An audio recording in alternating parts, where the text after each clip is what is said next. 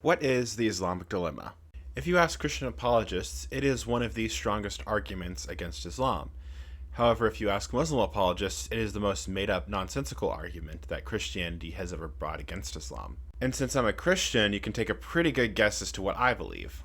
A simple version would be to say that the Quran affirms the authority of our scripture, but the Quran also contradicts our scripture. To simply put the argument, if our scriptures, that being the Torah and the Gospel, are authoritative, then that means the Quran's false because it's contradicting what was already authoritative. But if our scriptures are not authoritative, then the Quran's false for saying that they are.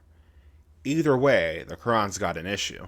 Now, there's kind of two ways that Muslims go about trying to refute the dilemma. The first way is to say that our Bible is not the same Gospel and Injil that was being used at the time of Muhammad, although we have texts from before and after the time of Muhammad.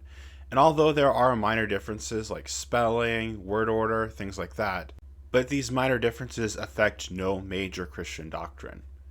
So, there's no evidence that there was a different Torah and Gospel that went out. Another attempt to take down the Islamic dilemma is to say that, well, the Torah and the Gospel are similar, but there have been alterations. However, as the same with the last one, all the manuscript evidence we have says that there have been no major alterations to any major Christian doctrine.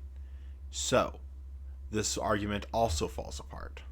Now, admittedly, this video isn't exhaustive and doesn't cover the full depth of the argument. There's many ways you can expound the Islamic dilemma.